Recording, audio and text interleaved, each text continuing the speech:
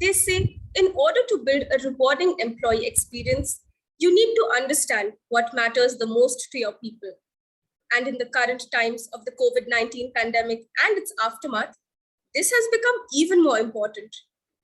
The role of HR in every organization has become critical to its success. To shed more light on that, we have with us today Mr. Saurabh Nigam.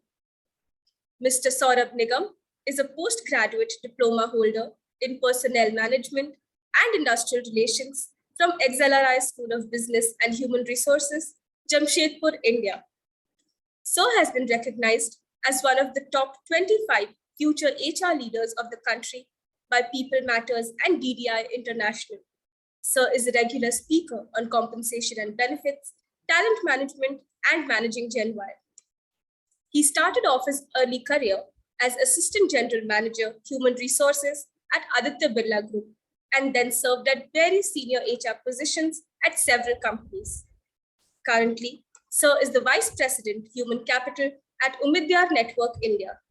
Sir will today elaborate on the topic, People First in the New Normal. We welcome you, sir. The stage is all yours. Thank you, Anushri, for that warm welcome and the nice words. It's an absolute pleasure and honor to be invited here. Good morning, Mr. Ashutosh. Thanks a lot for inviting me over. And yeah, looking forward to having an engaging conversation with all of you. So, by the way, can I share my screen, Anushri? Do I have the sharing rights? Yes, sir, absolutely. Okay, perfect. So before I do that, essentially the way I thought I'll structure this, and with obviously a caveat here, the new normal is still being defined, to be honest, right? And I'm as much a student of figuring out what will work as each one of you are here on this call. But however, having said that, by the way, which basically means that while I'm going to present my thoughts, these are still evolving, and it's still evolving for each one of us because the situation itself is evolving, right? Having said that, obviously there have been learnings. There have been learnings over the last 2 years, 2 extraordinary years, as I like to call them, and that's what I'm going to present based on what we have learned. As professionals, as HR professionals, looking at different organizations and how they have coped up, and or looking to cope up as they go along, right? Having said that, nothing is cast in stone. This will evolve. That's a given. So please keep that in mind as we go along this journey, right? And the other thing which I would like to really highlight is that because it's still evolving, because I'm as much a student as all of you are on this call, feel free to chip in, feel free to ask, feel free to debate, if I may say so, put across an alternate point of view or a point of view which possibly I've not highlighted in my presentation. Would love to hear from all of you as well, right? So let's make it a joint effort to figure out what would it take for us to prepare for the new normal as it evolves, right? Okay, so with that, let me just share my screen. Okay.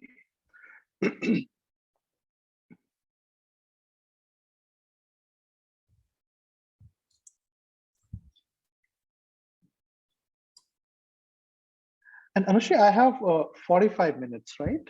As I understand. Yes, sir. Okay, and that so I should keep some time at the end for the Q&A as well, right? Within those 45. Yes, sir. Okay, perfect, great. Is my screen visible, Anushri? It's visible. Okay, perfect. So yeah, people first in new normal. I'm Saurabh. I lead the human capital vertical at Media Network India. I'm really happy and honored to be here speaking to all of you. Really, the way I've structured my presentation or this talk with all of you is on three points really, right? And those 3 points is, what is the point of departure? Where exactly we are today, right? Having seen the world has gone through these extraordinary 2 years, as I'll keep referring it to. So where have we landed? What is it that we're seeing right today at this point of time as I speak to you? And given that, what is the point of arrival? Where should we land as an organization from a people perspective in terms of how do we manage our workforces, manage our people, manage the culture, ways of working, and so on and so forth? What is the wish list? Where should we land? And therefore, the third and the final aspect of my presentation is going to be, how do you even prepare for it, right? So obviously we are here as of now. We want to reach at a particular destination. How do you go there? How do you prepare yourself is really what I'm going to talk about. So that's the structure I'm going to use. Let me start with point of departure itself, right? And I'm going to use I basically use a survey from SHRM which they had done recently, talking about the challenges posed by the pandemic in last 2 years, faced by the organizations. 71% of the employers, and this is on the base of 2,000 plus employers or the companies or organizations which were surveyed, say that they are struggling to adjust to remote working. So, which is fascinating because most of us rather, have been in this remote working mode for 2 years now.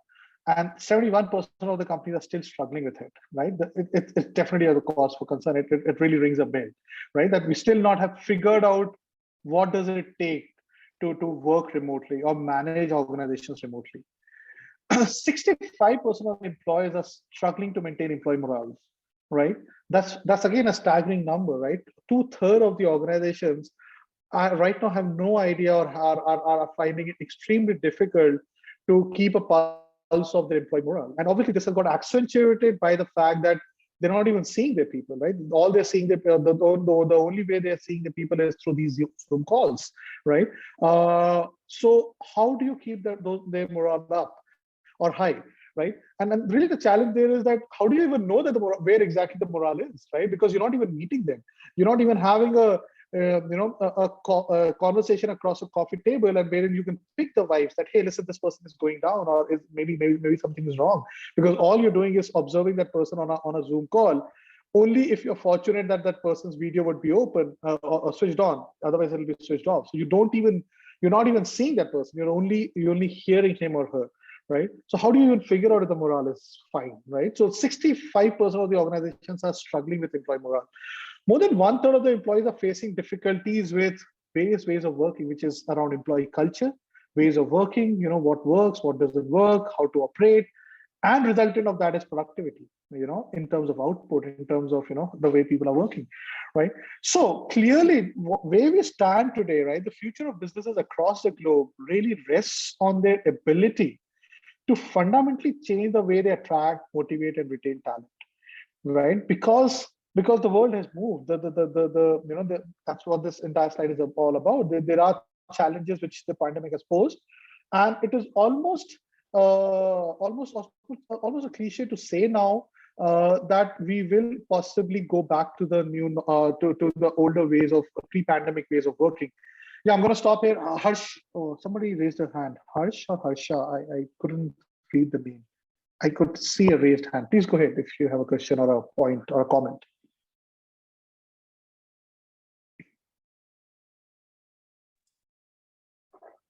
Yeah. So I think we'll ask Harsh to convey his question to us, and we'll ask it in the end so that the flow is not interrupted. Okay, I'm fine either ways. Right, so that really is the context. I want to make sure that all of you are with me to really understand. It's been a challenge, for most of the organizations to figure out their people practices, to figure out, what will work for people and what will not work for people, to figure out how do they even define or redefine their cultures, ways of working, right? Keep the employee morale up, keep the productivity up. Everybody's struggling. Most of the organizations are struggling. Nobody has figured out solutions in entirety. And that's why, I started by saying that I'm still a learner. I'm still learning this. I'm still a student on this. So is everybody. I don't think anybody can say that, okay, they have figured this out. Now, having said that, what is the wish list? Where do we want to go, right? So what is the point? If these are the challenges which the pandemic has thrown at us, what is the point of arrival we wish to be at in terms of people practices, in terms of managing organizations, in terms of managing teams? It really boils down to, the point of arrival is it's a given that there is going to be an increase in remote working. We've all been remote for the last 2 years. As and when, and I hope this happens soon, when the pandemic settles down, I don't think we're going back to the pre-pandemic ways of working where, majority or everybody used to be under one roof called the office. I don't think that's going to happen, right? If at all it happens, it will be a certain portion of people or teams which will be in office at any given point of time. Thereby meaning that there will be a sizable number of people which will continue working remotely, right? So that's the point of arrival. How do you prepare for it, right? That's number one. Sorry. Number two, there is already an massive increase in contingent workforce, right? And what is contingent workforce?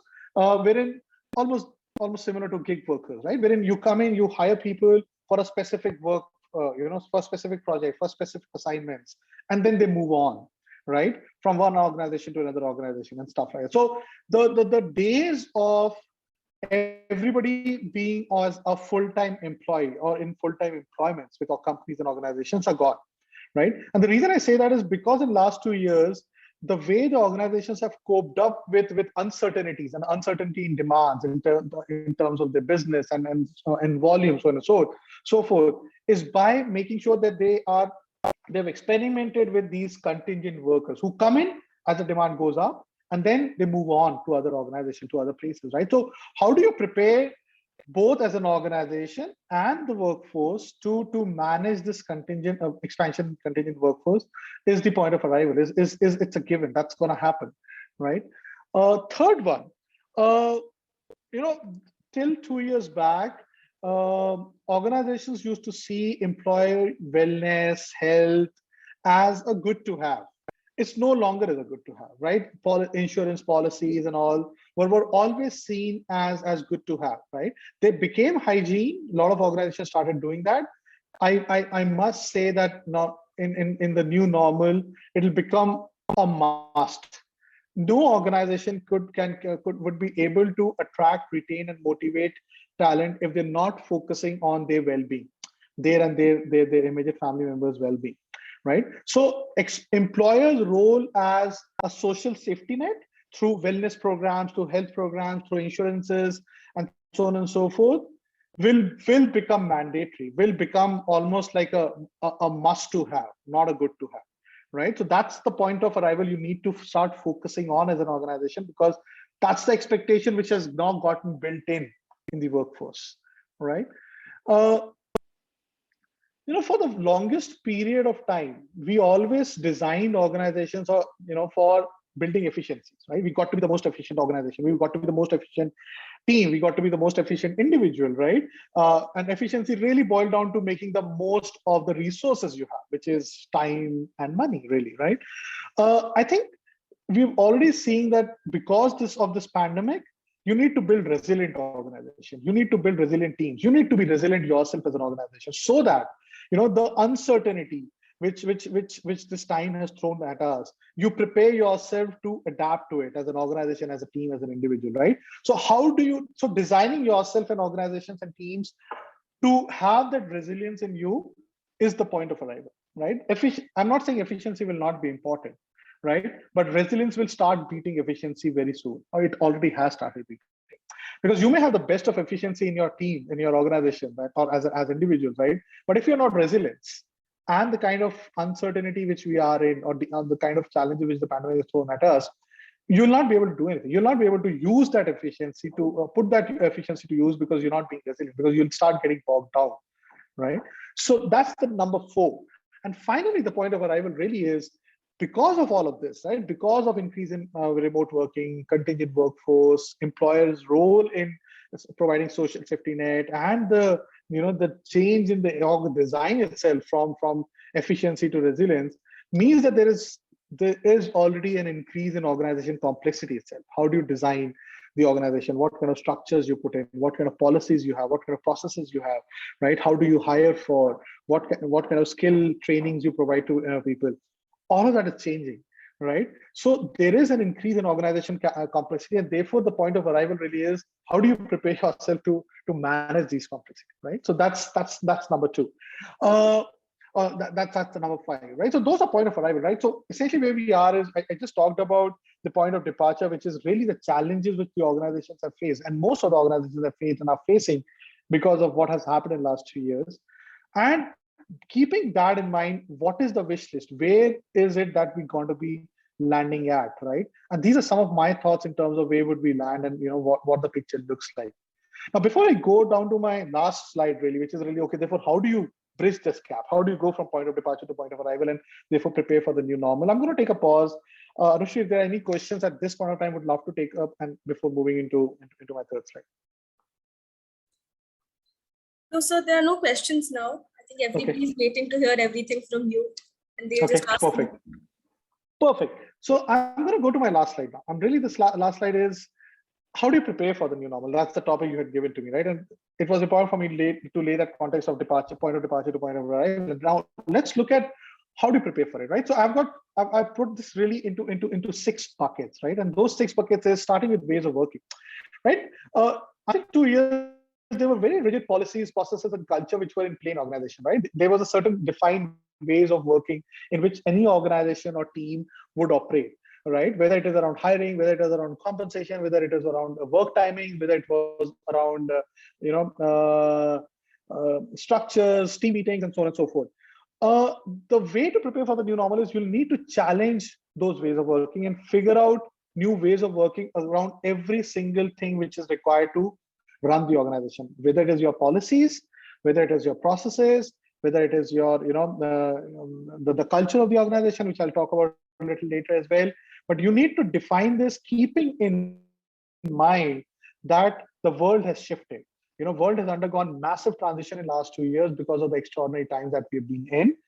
And therefore, you need to be open to challenging the pre-pandemic ways of working and figure out that what is it that will work for you as an organization, as a team, right? So that's number one. Number 2 is work arrangement itself, right? So we were in fixed standardized working hours and kind of arrangements until 2 years back. Yeah, there used to be work from home, right?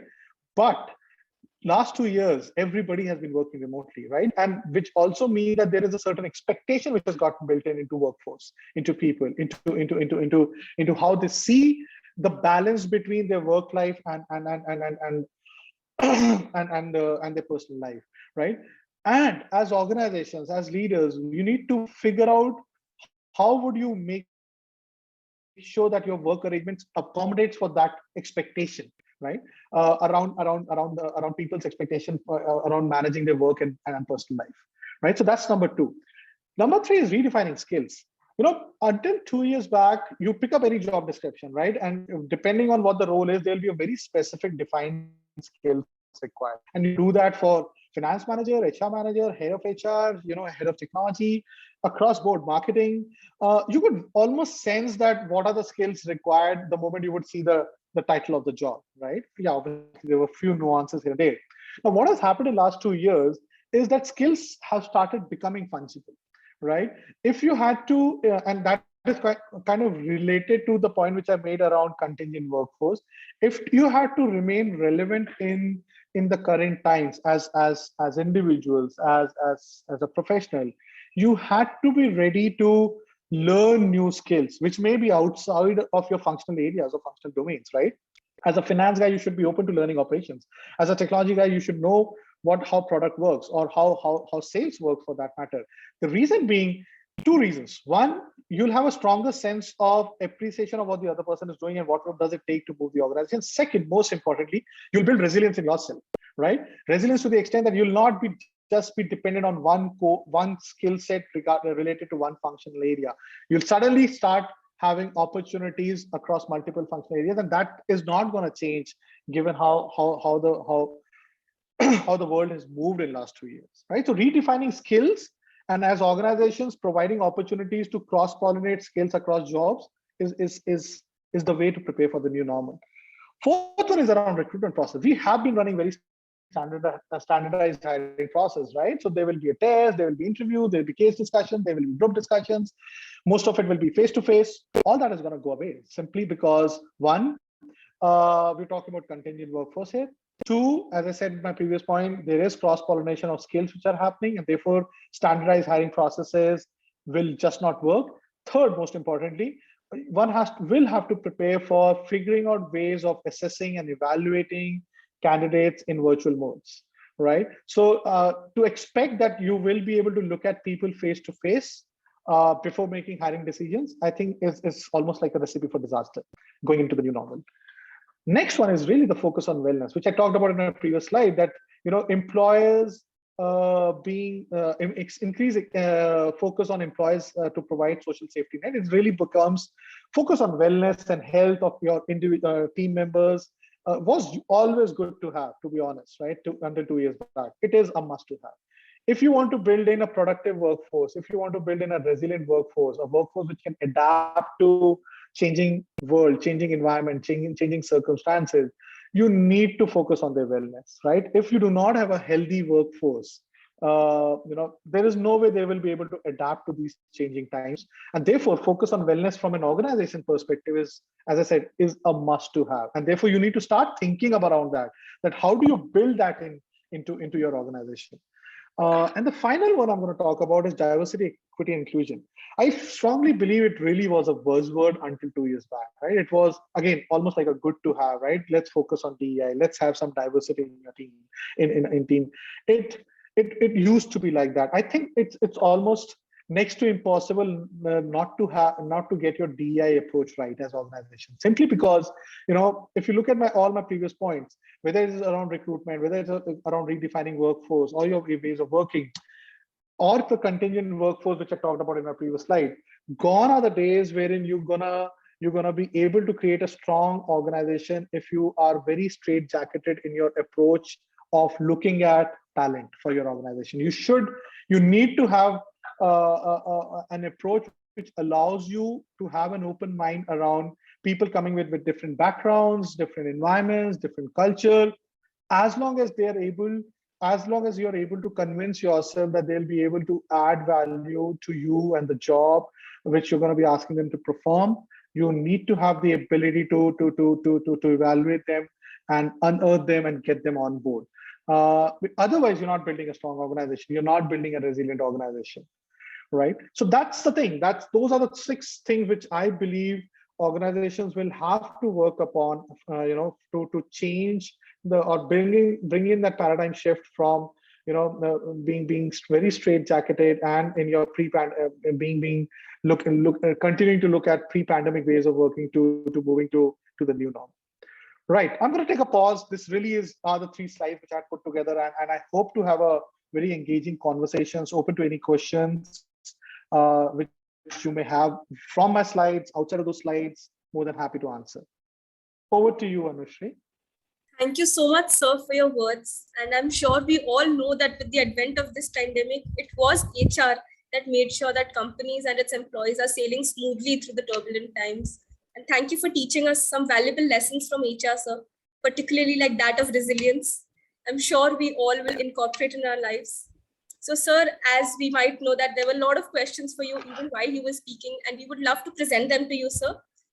So the first question that the audience has for you is, HRs faced one of the hardest dilemmas post-pandemic between people and survival.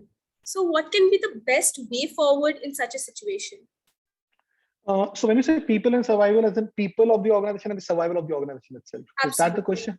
Yes, sir. Yeah, no, great question. And that's where I think, building resilient organizations is very, very important. It starts from there, right? You need to start figuring out what is your business goals and objectives, what do you stand for as an organization, right? Will it stand the test of these extraordinary times that we are in, right? Or it'll just fall flat just because the circumstances have changed, the environment has changed, or the reason being because if it is going to fall flat, then you've not built a resilient organization, and then you're not here in the long run. Now, easier said than done. As leaders, it is absolutely fundamental for leaders to start almost stress testing their business models itself, right? For these kind of extraordinary times. Now, once you do that, it'll automatically start giving you answers around what kind of teams you need to be able to build a resilient organization, right? Organization is nothing but teams, and teams is nothing but people. It starts with your business model, because that's what the model or the goal or the objective, right? I mean, why do people come together to form a team or to form an organization? Because there's a common goal and objective, right? You need to test that goal and objective for resilience. Once you've done that, then you start figuring out, okay, what kind of team, what kind of people I need to build in or bring in to build the organization, right? And that's where building resilience in your teams, team structures, and people who come and form those teams becomes paramount. So it is really starts from there, and that's really the linear way in terms of you're looking at it. there will be pain. I mean, we've already seen a lot of pain, right? I mean, because obviously no organization, I can talk about, I mean, I can stick my neck out and say that, saw something like this coming, 2 years back, right? Some, therefore, had already built in resilience because of sheer luck, I would say, and therefore were able to tide over. Some had not, but there are learnings to be had, right? And those learnings needs to be we need to start applying those learnings to start, asking questions to us that have we built out resilient organizations. Otherwise, the pain which has happened in the last 2 years, wherein organizations have shut down, they have restructured, they have laid off people. Nobody's fault. To be honest, I mean, I don't think I can put the blame on anyone because you were unprepared, right? But 2 years is long enough for you to figure out how do you prepare for such eventualities. True, sir. If the pandemic has taught us anything, it is that change is the only constant and resilience is the way forward. Thank you so much for your answer, sir. Sir, we have received another question for you. What are some innovations we can look forward to in the HR field amid the onset of new technology? Okay. So one I already talked about, when it comes to hiring, one needs to really, really understand that I don't think we'll ever go back to, the older ways of working, the older ways of hiring, right? I don't think we can expect that you will be able to meet every single candidate face to face before making a hiring decision, right? And how do you prepare for that? And that's where technology plays a really, really critical role, enabling hiring decisions in a seamless, objective manner, right?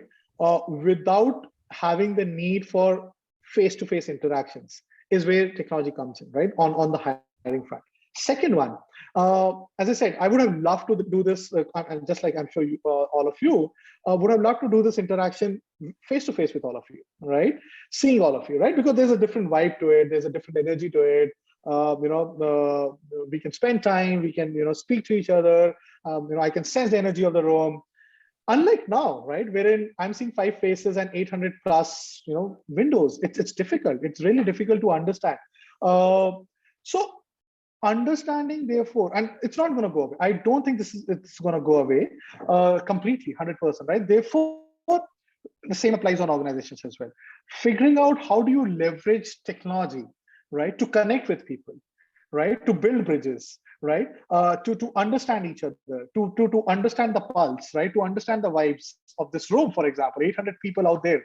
What a fascinating sight would have been to do this in an auditorium. We're not doing that, right? It's not going to possibly gonna happen ever again, right? I mean, yeah, we will go back to a hybrid way of doing it, whether these conferences or the working of organizations, but our ability to use these tools to continue, connecting with people. I don't think we've still figured it out, but that is the second one, right? Leveraging technology and applications to make that connect with people. That's the second one.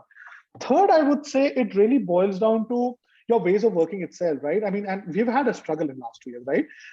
Earlier, once in a while, you'll have a Zoom call, right? And now we are all working remotely, right? All the calls are having remotely. Whether it's sales call, whether it is a training session or anything, everything is happening virtually, right? So how do you make sure that you look at the right set of tools, technology, applications, which enables you to continue with your ways of working efficiently, effectively, is the third one. I mean, there's no escaping the route that you will need to find technology solutions. There are enough and more now, right? But making sure that you find the ones which suits you, right, and enables your ways of working is the third one. Thank you so much, sir, for that answer. Another question that we have from the audience is, what do you think, sir, is the best part of your career in HR and the most challenging aspect of it? Personally, you're asking me? Yes. Or you're asking this in general? I believe it's a personal question. Okay. So best part about HR, that's a very difficult one. You're asking me to rewind my 18 years old.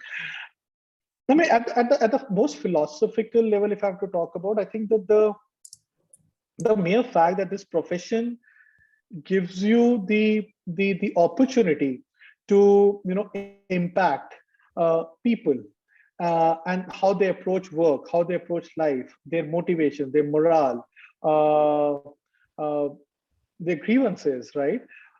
I think that's most fascinating. I would say that's it's not very easy to do that simply because unlike computers, unlike machines, human beings, every single human being is different, right? So your ability to be able to do that, across variety of organizations, variety of people, uh, and to be able to bring that change, right, or impact, is to me the most satisfying, most fascinating, most humbling experience of being an HR professional, I would say. What's been most challenging is exactly the reverse, when you're not able to do that, right? Because if I were to say that, I've been able to connect with every single person I've managed, right, in my different organizations I've been part of, or I've been able to satisfy, every single individual who's been part of teams I have managed, I would be lying. It doesn't happen like that, right? It has. So I think the most challenging aspect has been to be comfortable with the fact that no matter what your conscience says, no matter what decisions you take, there will always be individuals who may not be happy with the decisions you've taken. Being comfortable with that as an HR professional is really tough. It's very challenging, right? But I think it's very important as well, because there's no way you can have, a situation wherein a decision which you're taking, because it impacts individuals, it impacts their lives, it impacts their mindset, right? Their way of thinking, their way of approaching, that you can possibly find a solution which will resonate with everybody, right? And as an HR professional, you should be comfortable with that. It's almost like saying that you've got to be comfortable in your skin in that sense. So that's been the most challenging one. I'm still learning, I would say, on that one. Thank you so much, sir. And we are learning from your experiences. Sure. Thank you. Sir, we have received another question for you. Yeah. HR is considered the most stressful of all careers since it is about dealing with people. How can HR managers deal with the stress without compromising on productivity? So I don't know if HR is the most stressful. I mean, all jobs have this, stress elements. I beg to differ on that one point, initial point. Yeah, it is, and I'm glad someone asked that, because for the longest period of time, I used to hear the opposite, right? When I would go and speak to students of HR programs, why did you choose HR as a stream, right? I've heard, and this I'm quoting verbatim, right? Because, sir, I've chosen HR because I wanted to have work-life balance, right? And because HR is slightly easier, right, to do. I don't think so, and I'm not saying this as an HR professional. But therefore, I'm happy to hear that someone believes that it is challenging, it is complex. There's no doubt about it, simply because it's dealing with human minds here. Now, having said that, how do you therefore deal with stress? Uh, See, first of all, I think dealing with stress, it really starts with understanding your own self, right? Your own motivations, right? Your own aspirations. Why are you doing this job, right? Why? It's very important to understand that question, to answer that question for yourself, that why are you in this, right? Why are you an HR manager, or why are you an HR head of an organization, right? And if the answer is not at the deepest level of your conscience, you will always be stressed out. If the answer is really because I want to earn money, or because I want to have that really nice looking title, that's not a good enough reason, because then it will bring in stress, right? So really asking yourself that why are you doing this job is the number one. It starts from there. Now, once you answer that question for yourself, the second one really boils down to, okay, how do you enable yourself to do that job well? Then, right, which comes to making sure that you understand the subject well, you've got the right skill set about HR, various gamuts of HR, making sure that you're reading about it, making sure that you're keeping yourself up to the curve, because the field is changing. The field is changing very, very fast. The expectation from the field is changing very, very fast. I mean, last 2 years, right? We've seen about that. So making sure that you're keeping yourself relevant. You've decided to do or be in a particular profession for the right reasons. I'm assuming that. Once that is answered, you need to make sure that you're making, enabling yourself to do that job. And third is really understanding the issues at hand. I always believe in first principle, right? So figuring out, for example, if you're talking about employee morale issues, we just saw that, right? You need to have the ability to almost dig deep and unearth what is causing it, right? Because employee morale is an outcome, right? Your ability to really do a root cause analysis And root cause analysis on human mind is not very easy, by the way, right? Your ability to dig deep and understand why a particular issue is arising in the minds of people, say morale, right? Then will help you leverage on whatever you know or understand about your subject, about your profession, to then leverage to arrive at solutions, right? Now it's a continuum. It cannot be third will not come before one or two, right? You can very well do a root cause, but if you don't understand your subject, if you don't have the answer to in your mind that why you're doing this profession, you'll not be able to do anything with your root cause, and that will lead to stress, right? So each of these three pillars are important, and if one goes down, there will be stress, right? And the fourth and the final one is really to understand that while you're dealing with human beings and individuals and people, you are one yourself, right? So you have feelings, you have emotions, you need to understand that, and it's perfectly okay for you to switch off. It's important for you to switch off, because a lot of times what we do end up making mistakes. I have done that in myself in my career as well. But as HR professionals, you start believing that you have to be always switched on, right? For people, because that's your role, that's your job. It's impossible to do that. You cannot be always switched on, right? If you try to be always switched on, you're bringing in stress for yourself. So it's okay to switch off, and you need to be able to do that. Right? Yeah, so that's it. That's really how I manage stress, and that's really how you look at managing stress as an HR professional. Thank you so much for answering all the students' queries so patiently, sir. I'm sure the students have learned such valuable lessons from all your practical experiences and the lessons that you have learned in HR and have today transferred to us. Thank you so much once again, sir. Thank you, Anushree. Thank you for inviting me. It was an absolute pleasure. Our pleasure, sir.